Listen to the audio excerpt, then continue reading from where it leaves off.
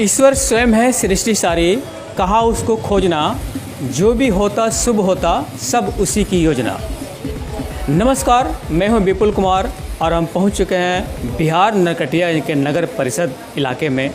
यहां पर जो चुनावी सभा हुई थी, सभापति की चुनाव हुई थी, उस पूरे सभापति के चुनाव के दौरान जो चुनावी प्रक्रिया होती है, उस प्रक्रिया में यहाँ के निवर्तमान जो सभापति थे राधेश्याम तिवारी जी, वो एक हत्या के आरोप में 6 माह से जेल में बंद थे। वो आज छूटकर आए हैं, हम लोग के सामने हैं।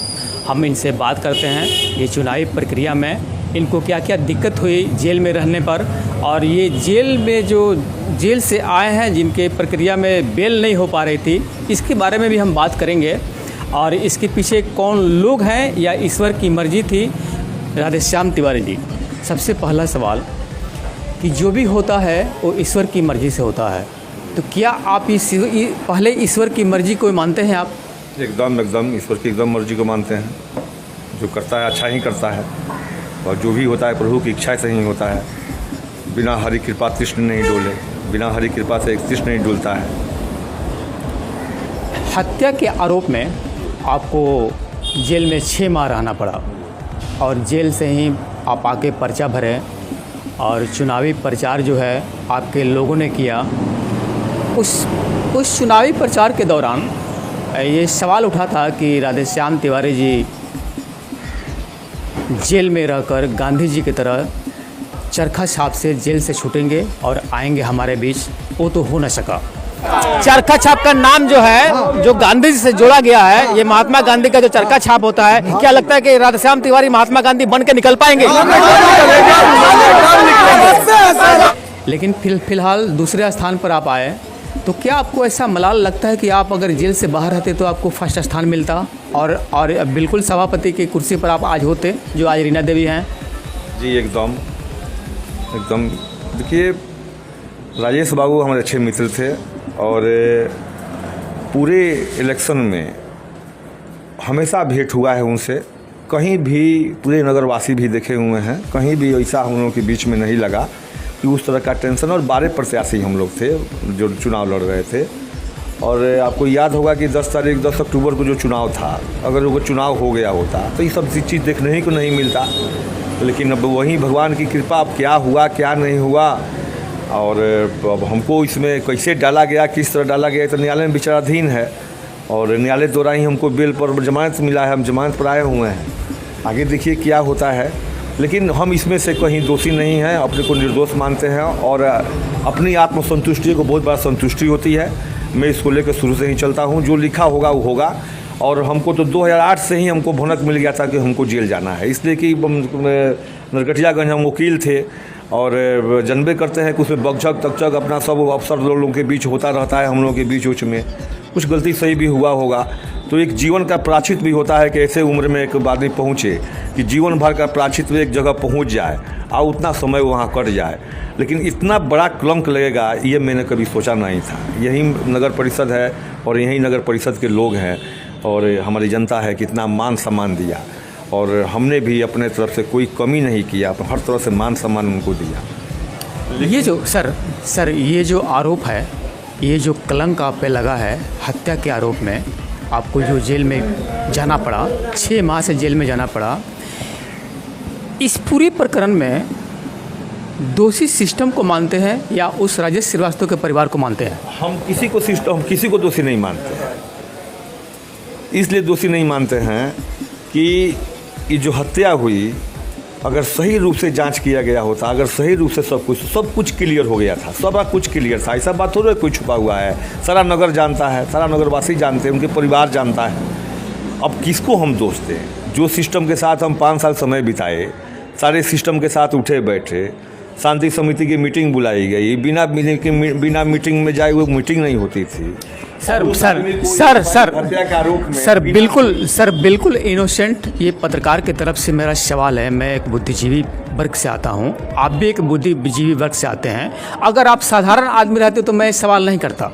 आप साधारण आदमी नहीं थे, आप सभापति ऑलरेडी थे और आपको इस हत्या के आरोप में षड्यंत्र में फंसाया गया, ये सिस्टम का दोष है या परिवार का दोष है, ये हम ये जानना चाहते हैं। नहीं, परिवार का दोष हम नहीं मानेंगे। परिवार तो हमें एकदम हमारा आत्मविश्वास है कि उन लोगों को कहीं विश्वास नहीं हुआ कि हमने हत्या किया, चूँकि बहुत दिन से हम लोग जुड़े हुए हैं। ऐसा बात थोड़ा है, यहाँ के लोग भी जानते हैं और हमारे बगल के ही थे, ऐसा बात कोई ज़्यादा दूर तो नहीं थे वो।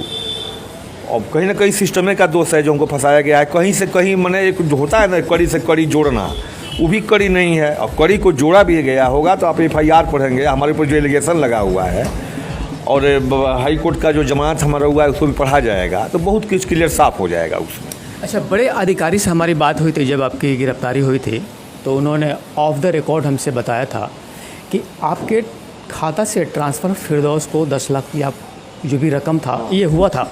हाँ, ये दिखा दें, ये दिखा दें, एकदम फांसी पर चढ़ जाएंगे हम, कोई दिक्कत नहीं है। असल में हुआ क्या था, देखिए जब आदमी को कुछ करना होता है ना तो बहुत कुछ पहले से प्लानिंग बन जाता है दिमाग में। PM कुमार हमारा लड़का है जो मेडिकल में है, वो 10,000 रुपया उसको भेजे हुए थे, वो भी हम नहीं भेजे हुए थे, एक लड़का से भेजवाए हुए थे और उस संतुष्टि के लिए हमको वो भेजे हुआ था व्हाट्सएप पर हमारा कि हम भेज दिए हैं। वही हमारे अभी लोग अफसर लोग गए और अजय बाबू थे जो यहाँ 2 साल उनके पास भी समय बिता और वहीं मोबाइल हमारा देख रहे थे, वहीं बोले कि आप प्रियंका के नाम पर 10 लाख रुपया भेजे हुए हैं। तो हम बोलबो किए कि सर ठीक से देख लिया जाए, PM कुमार हमारा लड़का है जो मेडिकल में है और उसके अकाउंट में 10,000 गया है, 10 लाख नहीं है, 10,000 है, देख लिया जाए के बाद दिखावें हमको, सारे लोगों के बीच में दिखावें, न्यायालय में दिखाएंगे। हम तो वही खाली दिखा रहे थे कि 10 लाख जो ट्रांसफ़र हुआ है खाली दिखा दे, बस हम एकदम अपने में न्यायालय में जाके कहूँगा मुझे फांसी कर दिया दे दिया जाए, या बीच चौराहा पर नगर के लोग के सामने ही एकदम हम खड़ा होकर कहेंगे कि हमको बस आप लोग सूली पर चढ़ा दीजिए, यहीं पर मार दीजिए। रईस खान जो अपराधी था उस पर जो उसका कोई लिंक आपसे व्हाट्सएप से मिला? नहीं, कहीं कुछ नहीं, हमको किसी से कोई लिंक नहीं। अगर कहीं कोई लिंक हो तो हमको बताया ना जाए, हमारा डायरी गया है यहाँ से लिख के लोग भेजा हुआ है। अरे मुझे लाख बुरा चाहे तो क्या होता है वही होता है, जो भगवान इतना निर्दयी नहीं ना है। हम तो कह रहे हैं कि जीवन का अपना एक 60 वर्ष का उम्र हुआ तो इस 60 वर्ष में बहुत कुछ गलती सही आदमी से होती है, सबका कुछ ना कुछ प्रायश्चित होता है। हम ये मान के चले हुए थे कि इतना बड़ा कलंक में ही हमको प्रायश्चित भोगना था, प्रायश्चित भोगे। हमको DSP साहब बात भी की है हमसे और अंतिम में हमको भेजते समय बोले भी कि आप तो सज्जन व्यक्ति हैं लेकिन फंस गए। अब किस आधार पर फंसे, कैसे फंसे, अब हम क्या उसका जवाब देते, क्योंकि हम तो शून्य थे। एक बाइक मान लीजिए कोई एडवोकेट की अरेस्टिंग कैसी होती है, एक निर्तमान सभापति उस समय थे उसकी अरेस्टिंग कैसी होती है। अब सब कोई जानते हुए भी सारा चीज़ को ध्वजी उड़ाते हुए 8 को 10 गाड़ी लगा दिया गया। अब एकदम हम भागने वाले आदमी थोड़ी, एक आपके कॉल पर हम आपके वहाँ सेवा में उपस्थित रहते थे। कभी ऐसी बात नहीं थी कि कोई पदाधिकारी हमारे पास फ़ोन करे हम नहीं पहुँचे हों। तो इतना बड़ा ताम झाम करने की क्या ज़रूरत है, अकेले बुला कर हम अरेस्टिंग ले लिया था हमको। ये राधेश्याम तिवारी जी हैं जो पूर्व नगर परिषद नगरियन के सभापति हैं और ये खुद भी स्वीकार कर रहे हैं कि परिवार कहीं से दोषी नहीं है। परिवार से भी मेरी बात हुई थी, परिवार से स्पष्ट बात हुई थी कि इसमें जो है आप जो चुनाव जो लड़ी हैं, आपके जो ससुर हैं जलेश्वर प्रसाद जी, उनसे हमारी बात हुई थी। जलेश्वर प्रसाद ने कहा कि मुझे सिर्फ विकास से मतलब है, मैं किसी बदले की भावना में नहीं जाऊंगा और ना मुझे जाना है, जो हुआ सो हुआ। क्या ये परिवार भावना की तरफ जा रहा है, बदले की भावना? कोई भावना नहीं है। अब भावना की तरफ हम लोग नहीं जा रहे हैं, हम लोग विकास की तरफ जा रहे हैं। और ये सर भी बोल रहे हैं कि जो हुआ है वो ईश्वर की मर्ज़ी से हुआ है, तो कहीं पे कोई विवाद ही नहीं है, कहीं पे कोई बात ही नहीं है। लेकिन फिर भी एक सवाल हमारा अभी भी बनता है कि इतने रीजनेबल पर्सन को 6 माह से जेल में बंद रखना, एक वकील प्लस एक पूर्व सभापति, तो ये मीडिया के सिरे से एकदम खारिज नहीं किया जा सकता है। कुछ न कुछ तो दाल में काला है, नहीं बल्कि पूरा दाल ही काला है। मैं विपुल कुमार, बिहार, बेतिया।